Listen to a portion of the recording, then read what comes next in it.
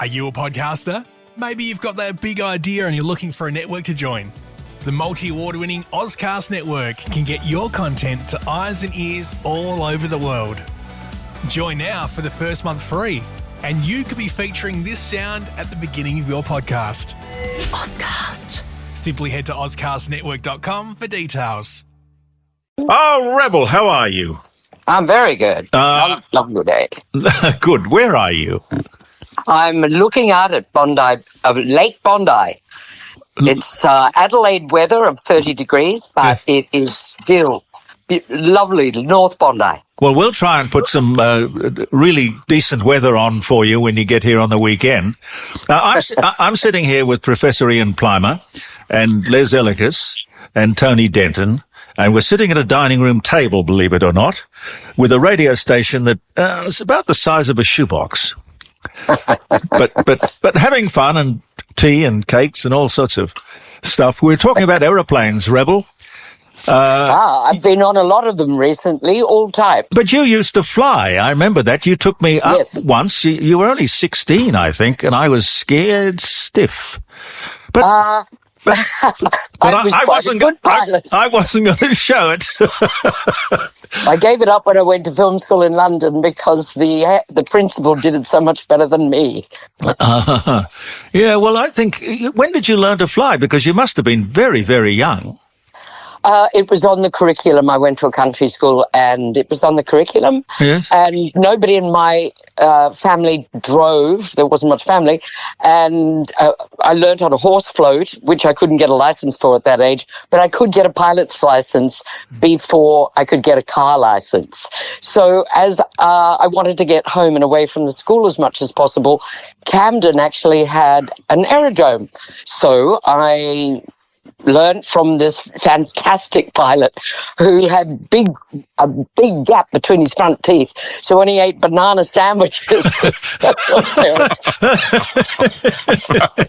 oh, it's great. And one day, so the plane would arrive. It was a Cessna 180, and it was the ag strip of and get all the cattle off it, and then it would land, and the windscreen would have to be cleared of car shit. But I would do that once a week, and then one day he got out and went, "Well, off you go, solo round, please." Really died. And you did.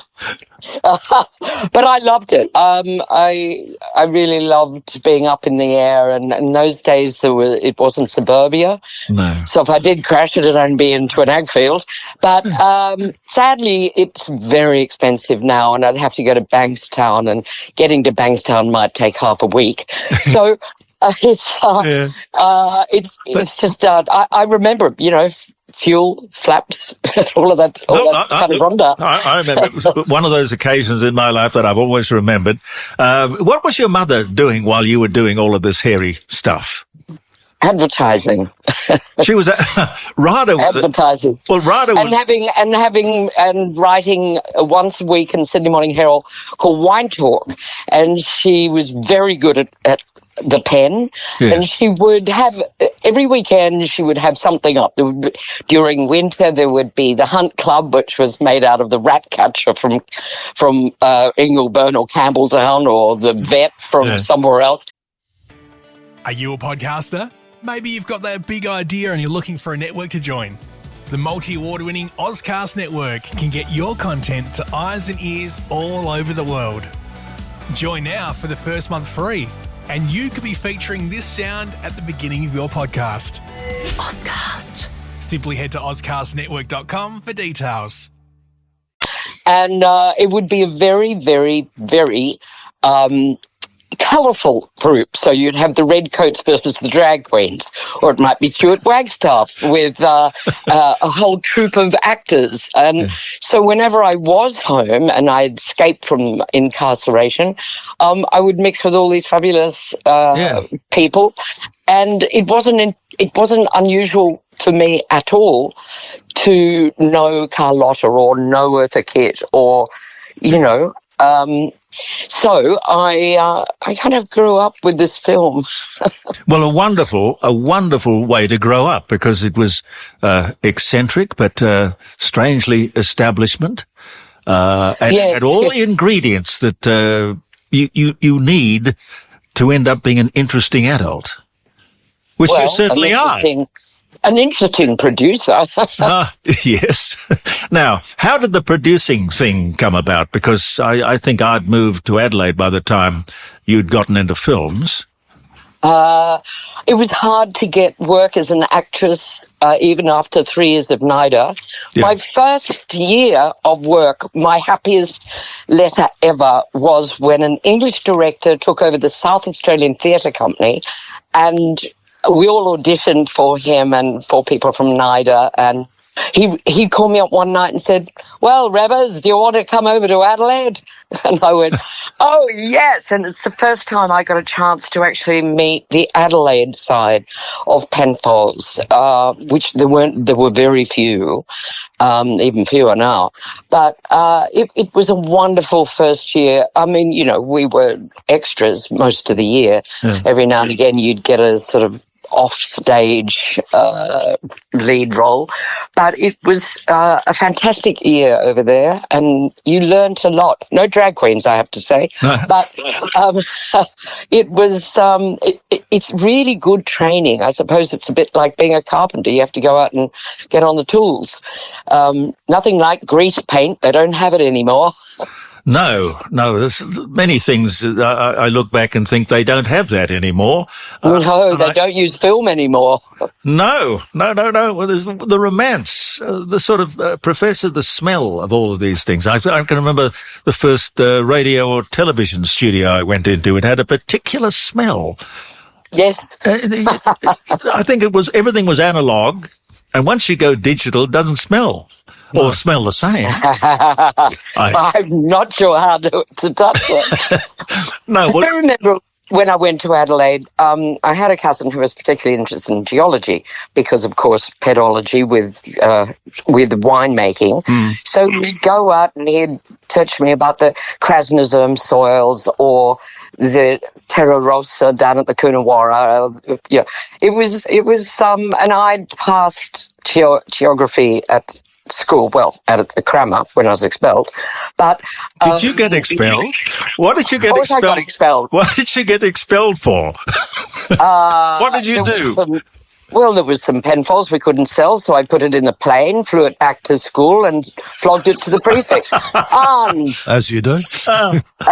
It was only 4 bottles, as I recall, of C'est Bon. It's a new kind of drink. But I think I made $1 a bottle. But there was you don't get sacked for that. I mean, you don't get fired. You get rewarded. Yeah, the people that were the prefects should not have bought it. They stayed. I got fired. Oh, that's ridiculous. That's just wrong, because you should get rewarded for being entrepreneurial. That's what you go to school for. Jeremy. Yes, that's just what I thought. I thought it was very good training to become a producer. How do you make money as a producer? You start with a lot more money. Yes. And someone else's. Did you ever see that movie? Well, it was a play, really. It was called The Producers. Zero Mostel. Zero Mostel, yeah. So funny. Springtime for Hitler or something. They had to make the only way. Springtime for Hitler and Germany. Yes. It was a very, very good film. Yes. That made a lot of money. Yes, that's the irony of it, isn't it? Because the whole thing was based on selling more than 100% of the project. Yes. And then all you had to do was make sure it didn't succeed. I think you have to be American to make that work now. Yeah. So they thought, well, what is going to be an absolute certain flop in rather Jewish New York? Well, I think that's what a lot of people thought about, 2 drag queens and a transsexual crossing the desert. Where did that come from? Where did you get the story? Oh, it's in 2 parts. There are 2 parts of the story, and both of them have heart. So at the centre of this little Australian story made for $2 million is something that touches everyone in every culture around the world. Everybody has the right to have family, no matter what their sexual preferences, and everyone can be vulnerable, but continue to stand up for their identity. And I think that, with nuances in Tokyo or Seoul or Japan or Sweden or Sao Paulo, so this central heart of Priscilla, Queen of the Desert, comes from two strands. One is the fact there is a real tick, and the Cindy Pastel is his name, and his son is Adam, and we made a documentary at the same time called Ladies, Please, and we shot the last bit when we went to Cannes to win the Prix du Public at the midnight screening, and he took his son, everywhere in Cannes, and we followed him, and same crew as Priscilla. And the second part, the sort of drag queen part, apart from the fact that Cindy was a drag queen, and with Strykemeyer, and they're two characters on the circuit that were well known. Are you a podcaster? Maybe you've got that big idea and you're looking for a network to join. The multi-award-winning Ozcast Network can get your content to eyes and ears all over the world. Join now for the first month free, and you could be featuring this sound at the beginning of your podcast. Ozcast. Simply head to ozcastnetwork.com for details. But very few people knew drags outside drag world. And so the second part was Steph had gone to Mardi Gras, and when he came out and was walking along Flinders Street, there was a big feather boa just tumbling down the empty street, just like tumbleweed across the desert. Yeah. And you see that in the painted desert where a blue and yellow feather boa gets stuck in a bit of old tree. Yeah. So he put it all together and said, let's make a Western of a fish out of water. So that's what he did. It's a fish out of water story. Yeah. And it is a Western for people that really are more protected in the city. Well, as you put it together, it was either going to be a screaming success or an absolute failure. Did you wouldn't know that. Did you get nervous? But the whole story, the whole concept of it was groundbreaking. When did you make it? What year was it? It was 1994 because it's the 30th anniversary. Ah, yes. We had that screening 2 nights ago at the National Film and Sound Archive in Canberra. Yeah. Packed house, 240 people with a drag queen show. I had the librarian of the main library of Australia come up and cry at me. She said, you have no idea what it was like to try and come out as a gay girl when all my friends were dying of AIDS. Oh, yeah. And I saw this film and it meant so much to me and our friends, and it made us laugh and it made us come together and just be strong about who we were. And this was not long after Stonewall. When the police were bashing everyone that walked for Mardi Gras. Yeah. So it was a very political time, heated time. There was that terrible advertisement by Simon Reynolds of the Grim Reaper with the bowling ball. Yeah. And the normal person with children just thought, oh, my God, if I know anyone gay, they're going to kill me. Yes. I mean, you look back now and you realise how stupid it was. Yeah. But and how hurtful. But movies, Rebel, that have social themes, contemporary social themes mixed with good music, and there's lots of them out there. For example, Good Morning Vietnam. Yeah, horrible theme. Vietnam. They do really actually connect with people and get people thinking about issues. Yeah. We had to use the songs from Polygram, because Polygram was the people. So once we'd got a film called Frauds with Phil Collins up at Cannes, and it represented Australia, we could actually go to the distributors, and mercifully we got an English studio called Polygram. And the person that found that was Graham Mason, who was at the National Film and Sound Archive 2 nights ago. He could talk about finding it, reading the script from his English bosses. Oh, you're an Australian. Why don't you read this thing about Australian desert? So he read it, went back and said, could really work. You know, you can afford $1 million. And then he went on to produce it and distribute it through Polygram, which sadly was taken over by Americans. But he then went on to run Channel 4 in England, Universal, and then the New Zealand Film Commission, and he's just retired from the head of Screen Australia, Graham Mason. So your South Australian Film Corporation person would know Graham very well. Yeah, and he was there, so he could explain the funding. And it cost $2 million, and I bet it made a hell of a lot more than that. Well, the costumes. So Timmy won the costume Oscar at 23, and he only had $20,000, and one lot of costumes had melted in the Mr. Whippy van. They actually melted, and he had to start all over again in the desert. And the famous wattle dress, which is in the finale scene, that was actually the pom-poms were made in the craft workshops at Long Bay Jail. Good God. So, then we had the stage producer there who lives in England, but I went to NIDA with, an Australian that lives in England. He started in 2006 rearranging the film onto a major stage musical. It has been to over 300 cities in the world, in many languages. So the film was 30 years ago, but the stage play opens on the 3rd of October in Spain. It's even got a cabaret version that's all AI, so no expensive asset like a huge bus on stage. So we're moving on to the future because this film speaks to every generation.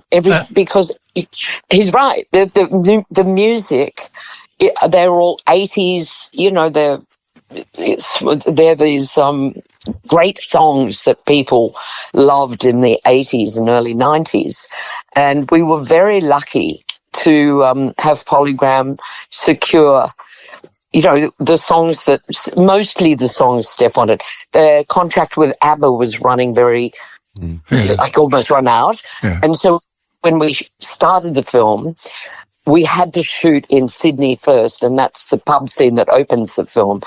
And that is Hugo Weaving in the Erskineville pub singing the standard from Charlene, I've Never Been to Me. Yes. So 2 days after we'd shot that, Polygram rang up and said, we've got the rights from ABBA. We can do, you know, and so we ended up just doing the final song. And Rebecca, with social norms obviously greatly modified over 30 years, and let me put it this way, the behaviour of people is now different and accepted. Is a sequel to the film a prospect for the future? Oh, I'm not doing it. Let me put it that way. If Steph wishes to write a sequel, there was some rumour mill on Deadline, but I can't speak to it. I'm sorry. Okay. It certainly wouldn't be the same. I can't think of many sequels that have actually worked. You don't go back to something. I think you leave it there. You don't go back and remake Gone with the Wind or La Strada. The reaction to the news on Deadline was so positive. It was the most read article that day in America, England, and Australia. And it did come up 2 nights ago, and everyone was screaming, saying, yes! But it's not my business. Well, look, the evidence is there that certain film franchises, you know, people just want more and more. Star Wars is one that comes to our mind, for example. Well, the Thomas Crown Affair is one. Yeah. Yes, the worst one worst one I ever saw was Goodbye, Mr. Chips. The original... Are you a podcaster? Maybe you've got that big idea and you're looking for a network to join. The multi-award-winning Ozcast network can get your content to eyes and ears all over the world. Join now for the first month free, and you could be featuring this sound at the beginning of your podcast. Ozcast.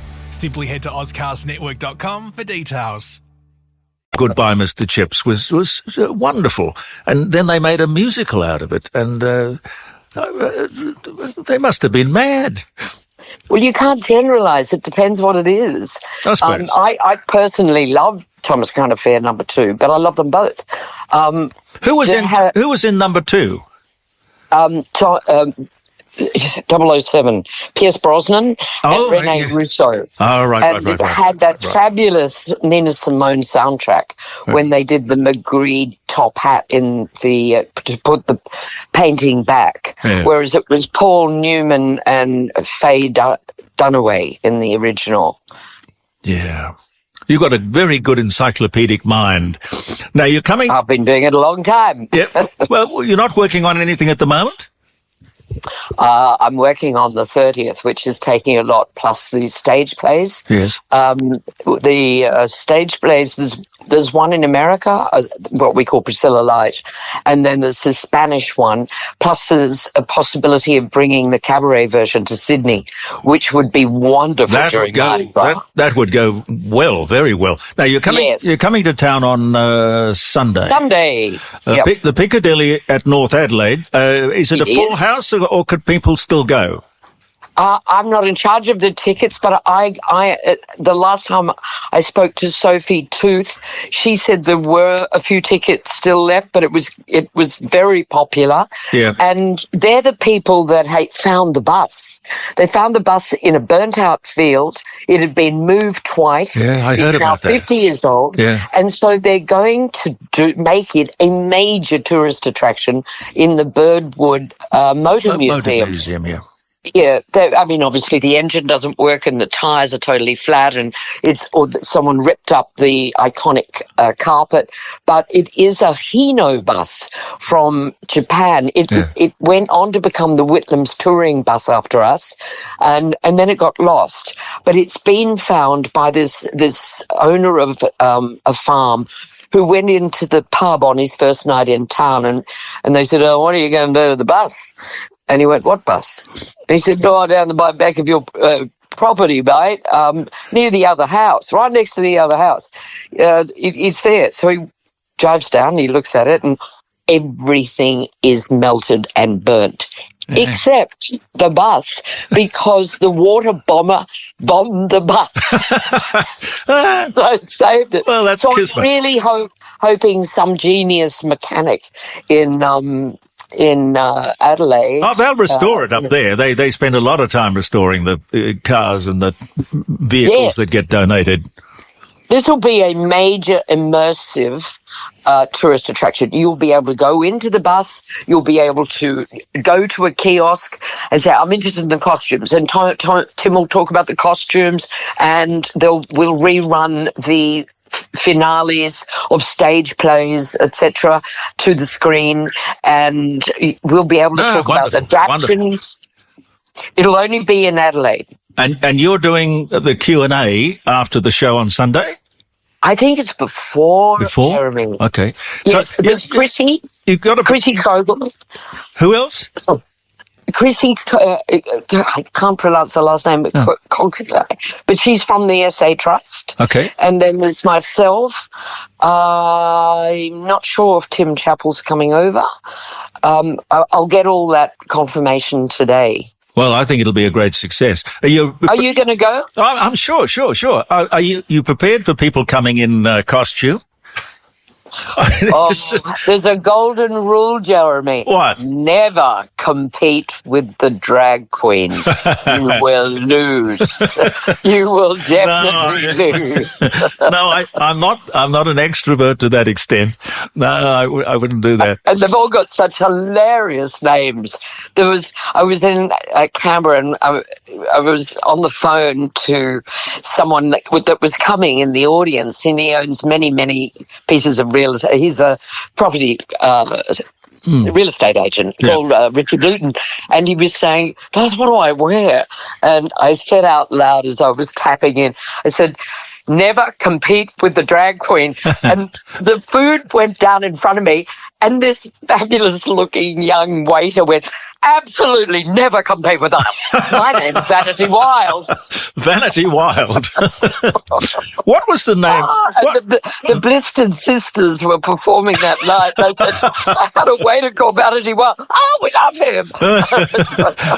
Who can get ointment for that these days?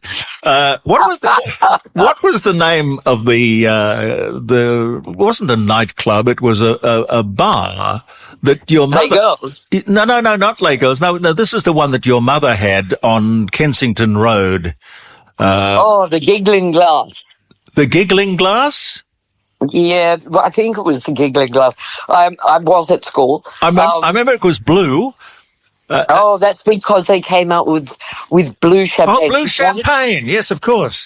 She wanted to create 3 Penfold champagnes. Remember, she was in advertising, not in the wine tasting. And she wanted to make them the colour of the flag. You already had Minchinbury, which is white. You already had Mardi Gras, which was pink. So they created a blue champagne called Blue Rhapsody. It tasted like Waterbury's compound with copper sulfate. It was so bad.